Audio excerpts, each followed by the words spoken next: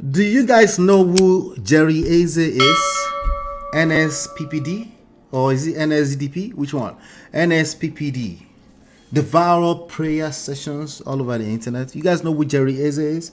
Put a one in the chat if you know who Jerry Eze is. If you've been following Jerry Eze and his prayer sessions on the internet in Houston, about 20,000 or what, 60,000 people in Houston, in Ghana. Ghana people hating on him. Like, why is it gathering that much people in Ghana? You guys know what this is? Chia say yes. Yeah. So the first person that I actually stumbled upon some few years back was Eno Jerry Eze, the wife. Okay, because she was on a platform called First 5 Years in Marriage or something like some video like that. And that was the first person I stumbled upon. My mom and sister went to the Eastern event. Oh, they did. Yeah.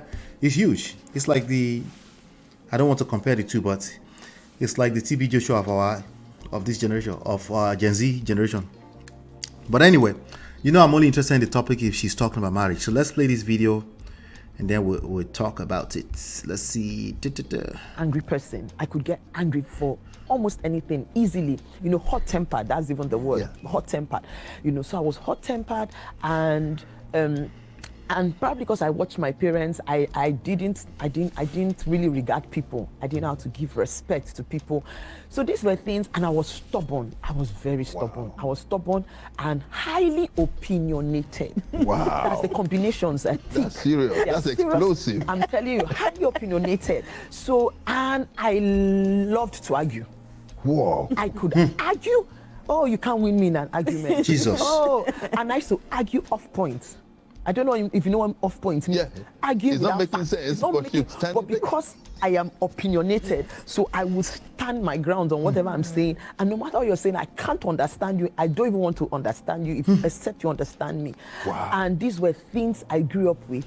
And because I grew up like that, I didn't even know it was a problem. I was a very angry person. I could get angry. She didn't even know it was a problem.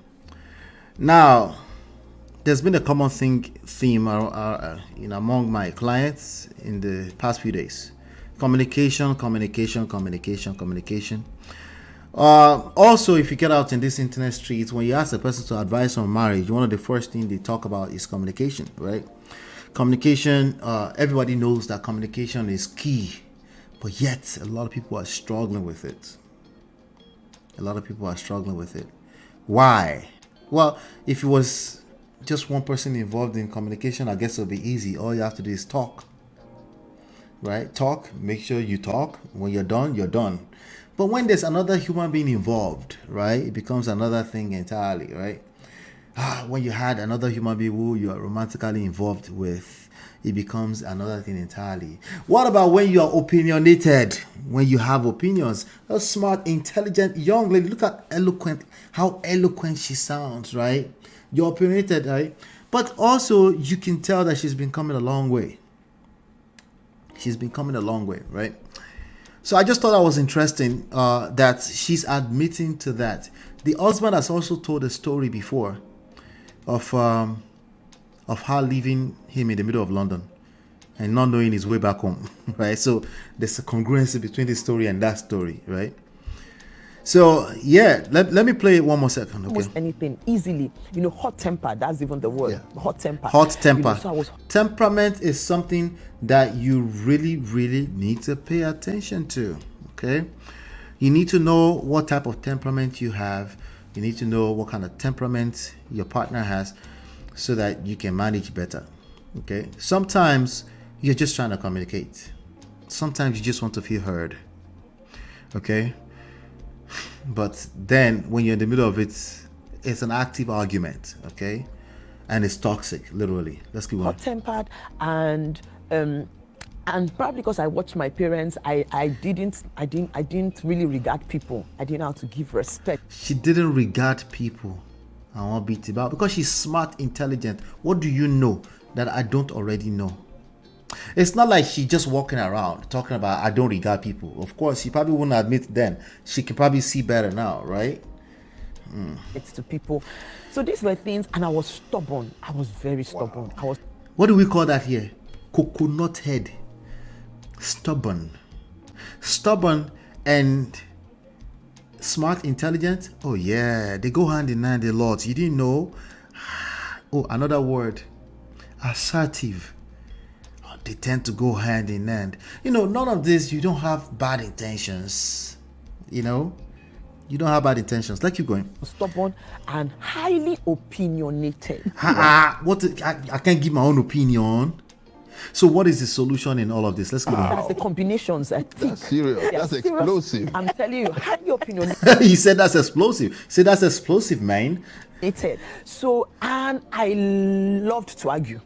Whoa. I could argue. She loved to argue. I've seen people tell me like, hey, it's just an argument. What's the big deal? And the other person is already bottling resentment for longer than they thought. Chinye said, my daughter and I'm on her neck about the being argumentative.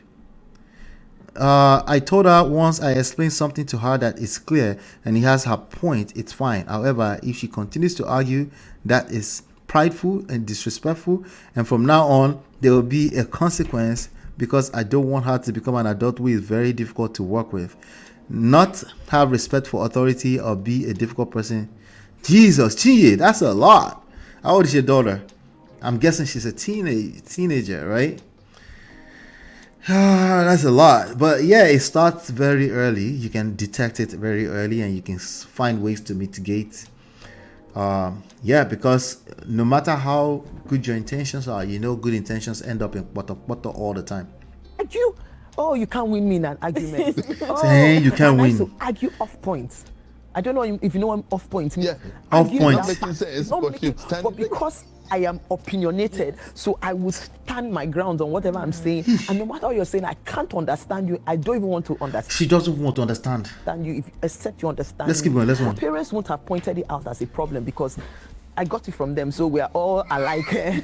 So it was when I now. So the parents, she got it from the parents. The children are learning more from your actions more than your words. Keep that at the back of your mind always, right? Keep that at the back of your mind always. That means lots of patience. That means sometimes you can't see that way. Sometimes you have to observe yourself and observe what they are previewed or what they are exposed to, rather, right? So they are learning it from that. So while words are also very useful, verbal communication, you need to understand that majority of our communication is non-verbal. And if you miss that, obviously you miss a whole chunk of that. Left and got into the university. I think where I even found out that I actually had the problem when I met my husband, because I didn't know I had a problem. I actually thought I was good, and I love to smile, so I was a smiley kind of person. So it's only when you get to me that you now you see anger, but if you meet me you will never know. So it was just beautiful, so I didn't until you start having sex together, and then you'll be on the receiving end. No, not necessarily. Some people are just like that always, regardless. See it as a problem until I met my husband. And in our relationship, we went out for 5 years. We went out for 5 years before we got married. So it was in that, in our going out, then he starts to point out things. And I'm like, what is the problem? As in, I don't see it as a problem. When I was arguing, people used to tell me, people used to hail me for my arguing skills, And what do they normally tell us when we argue? When we are a very good argumentative person, when we're children, what is it that they normally tell us? If you're a Nigerian, you know what I'm talking about. They tell you you're going to become what is it? Chinye, what is it that they tell you you're going to become? If you're very argumentative and you don't let go, what is it that they tell us? They tell us you're going to become a something. You know what I'm talking about? I'm waiting. They tell us you're going to become. I'll wait for it. Exactly. UPC lawyer. They tell us we're going to be a lawyer. Yep. They encourage it, not directly, but, it just means you're going to be a good lawyer. And it's not necessarily true. Lawyers better be a good listener for you to be a good lawyer. Let's keep going.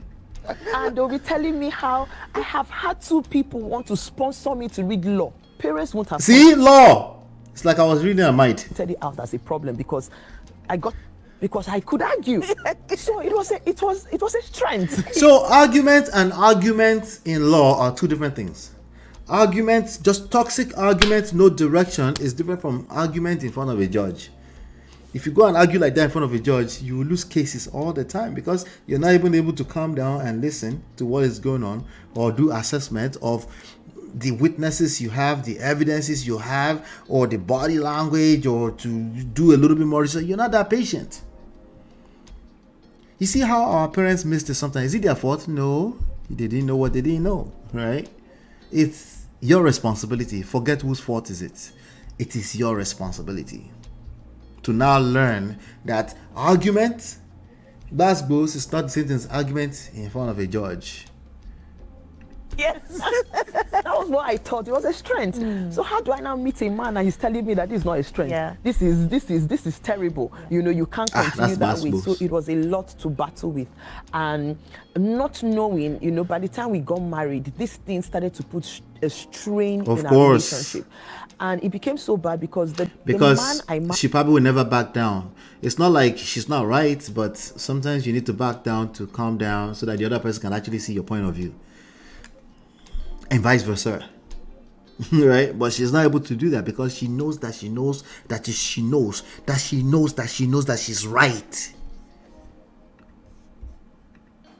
She knows. Oh, you're right. Married was such an amazing man. He came from a background that was very peaceful. He's a very peaceful person till date. He is very peaceful. He doesn't like problems, trouble, nothing. But me, I came from a home that did not know what peace looked like. So peace for us was you shout, and that's peace. Yeah. When it's not peace is when you start boxing, when you start fighting. So if I'm talking, we're like, why are you raising your voice? Why? I'm like, me. I said, there's no problem.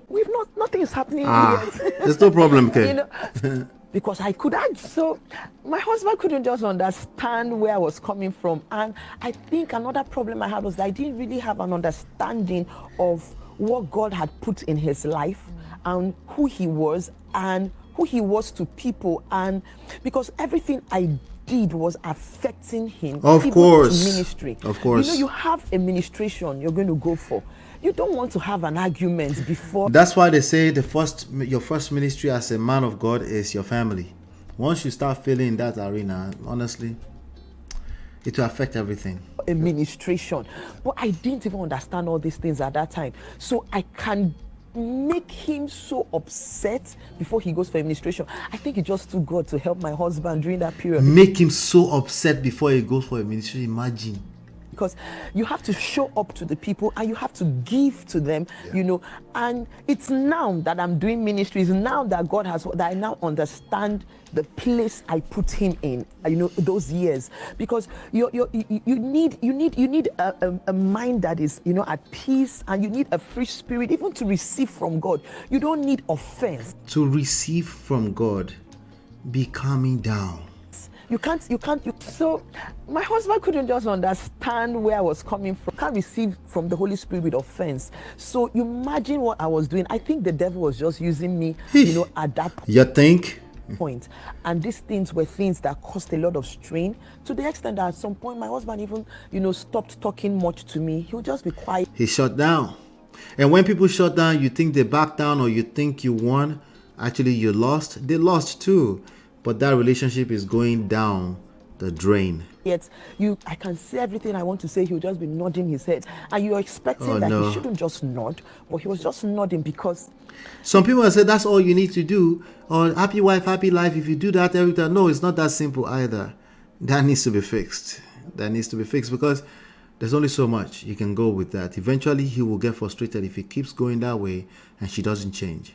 Because, you know, I don't know the next thing I'll say, and you flip, you know, you go off. So it was walking on eggshells. I don't know how to control you. So, and just to go back to what you said, sir, about, you know, him saying I left him. Do you know, the truth is that angry people, most times, when they do the things they do, they don't even know what they are doing. They don't remember. Wow. They don't remember what they do because they do it in in anger in the heat of the moment. It's an emotion that it's uncontrolled, and because you react, based on that emotion, by the time you come back to your senses, by the time you calm down, you forget, can't receive from the Holy Spirit too many.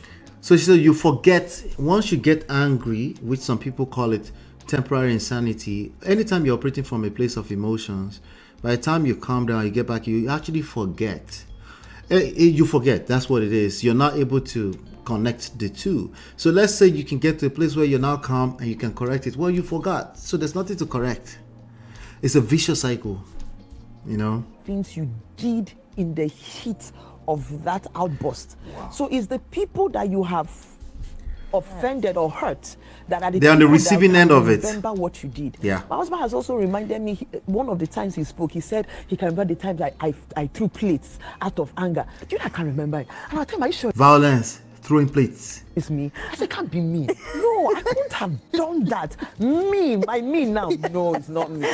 But you see, but these are things you do, and it keeps, it keeps, there was something I said in my book, and I said that, I said something, I'm sure you must have read it, when I said that, today marriages, what is breaking homes is not even, it's not as much as those days where you say maybe it's infidelity. The things that are not breaking homes today are these little little. But have you noticed a theme? The little things, this cumulative effect of little things that are breaking homes.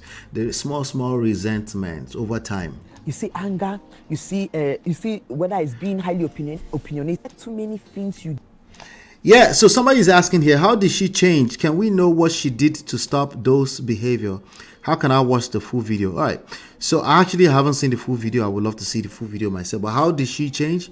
Well, let's first of all acknowledge that she changed. So for those of you that run around the internet and say, once something, you always have something, that's a lie. I keep telling you, people can change. Okay, you can change. We just have to start respecting relationships, start respecting personal development as a thing. All right, as a thing at a personal level. Once you start acknowledging that is a thing, improving your personal life, your personal skills, your soft skills, once you acknowledge that, then you're obviously, it's easier for you to receive. To receive new knowledge, new wisdom, right? That's the first step. So the fact that this person, Omoteniola, is asking this question, it's great. How did she change, right? Just being open to changing, that's really all it takes sometimes. Then, of course, you have to plug yourself in on a support system, because habits are very hard to change. Bad habits are very hard to change. It's not, you can't flip a switch and it just change. There might be a couple of back and forth before you actually permanently change. So you need to be in a controlled environment where you can actually have structured instructions, structured practicing points where you can actually follow a lane towards changing. But that needs to be backed by purpose. Okay, you need to see it all the way. You need to have the foresight. You need a system that has the foresight towards the end, that can also communicate that with you in a way that you can see it and you can point at it and say, that's where I'm going, right?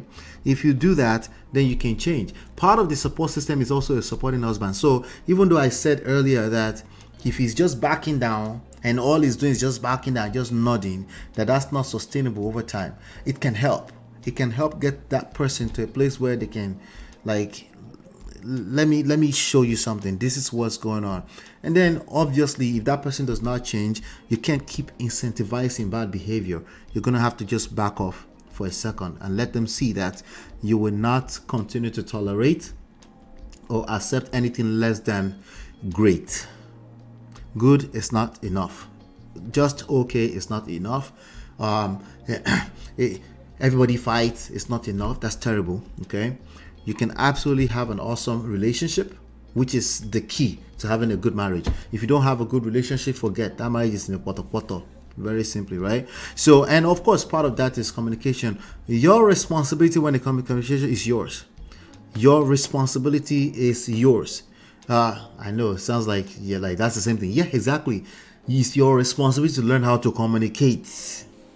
Okay, so if your message is not landing, if the way you're communicating is not landing on the other end, then you need to slow down and figure out what's going on. Maybe just the slowing down is all you need to do to really be able to, the cloud will clear up a little bit, right? So you can see what's going on. But desire, it starts with desire. You want to change, right? In order for you to want to change, it has to be backed by purpose. You need to have you have to hit rock bottom sometimes. It doesn't have to be bad, but you just see that, hey, what you've been doing is not working, then it's time to change that. I just wanted to put that in there really quickly. So the major reason why I wanted to highlight this today is because I want you to understand that people can change. People can absolutely change. I'll be back in 20 seconds.